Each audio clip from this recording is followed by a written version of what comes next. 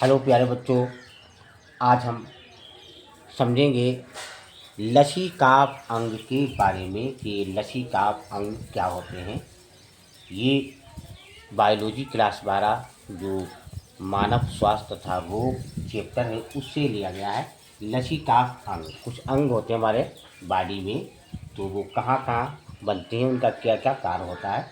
तो लसीकाप अंग, इनमें लसीकारियों की उत्पत्ति होती है, परिपक्व होते हैं और प्रतिरोध भवन होता है। प्रतिरोध भवन मतलब अधिक उत्पादन होता है, बढ़ते हैं। तो ये दो प्रकार के होते हैं, एक होता है प्राथमिक और लसीकाव अंग और एक होता है द्वितीयक लसीकाव अंग। तो जो प्राथमिक लसीकाव अंग होता है उसमें अस्थमज्जा आती है, थाइमस ग्रंथ आती है और इनमें अपरिपक्व लसीका प्रतिजन संवेदनशील तथा लसीकाणुओं में विभेदित हो जाते हैं। दूसरा आता है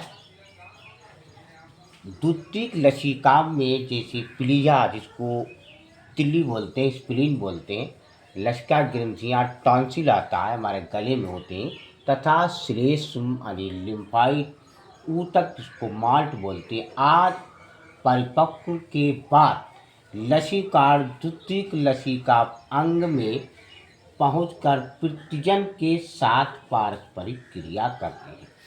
अस्थमज्जा में परिपक्व होने वाले लिम्फोसाइट बी लिम्फोसाइट तथा थाइमस परिपक्व होने वाले जो थाइमस में होते हैं उनको बोलते हैं टी लिम्फोसाइट।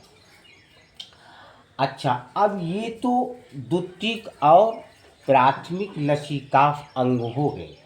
अब ये कहाँ कहाँ इनका उत्पादन होता है।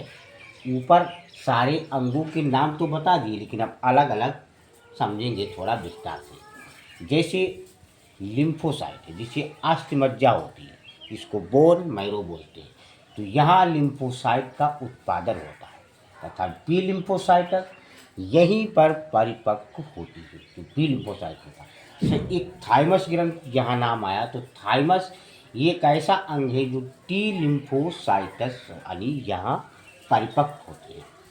अच्छा, एक प्लीहा होता है, जैसे तिल्ली होती है, तो स्प्लीन जिसको बोलते हैं, ये रक्त से हानिकारक पदार्थों को छान देती है और लिम्फोसाइट को सक्रिय करके यानी सक्रिय करने का कार्य करता है कि जब सक्रिय हो जाता है तो संक्रमण से बचाव होता है।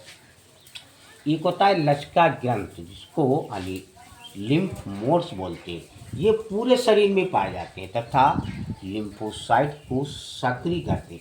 ये सारे अंग जो हैं, भाग जो हैं, ये लिम्फोसाइट को सक्रिय करते हैं, तभी संक्रमण से मानव बचता है। तो लसिका ग्रंथ यानी लिम्फ नोड्स ये पूरे शरीर में पाए जाते हैं, तो लिम्फोसाइट को सक्रिय करके संक्रमण से लड़ने में सहायता करते हैं। एक टॉन्सिल होता है, यहाँ टॉन्सिल का भी नाम लिया, हम ये अलग अलग आपको बता रहे हैं। तो ये गले में होते हैं यानी गले में पाए जाते हैं तथा संक्रमण से लड़ने के लिए लिम्फोसाइट को सक्रिय करते हैं। ये जितने भी भाग हैं सब के सब लिम्फोसाइट को सक्रिय करते हैं।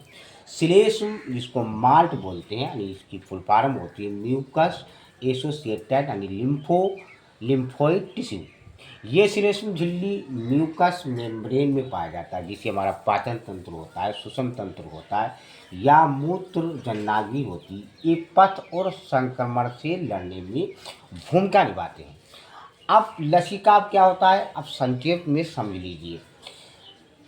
लसीकाव अंग एक ऐसी प्रतिरक्षा प्रणाली के एक महत्वपूर्ण घटक होते हैं, भाग होते हैं, जो लिम्फोसाइट के यानी परिपक्व व सक्रिय होने से यानी शरीर को संक्रमण तथा बीमारियों से बचाते हैं। बच्चों, लाइक, सब्सक्राइब, शेयर, कमेंट जरूर कीजिए।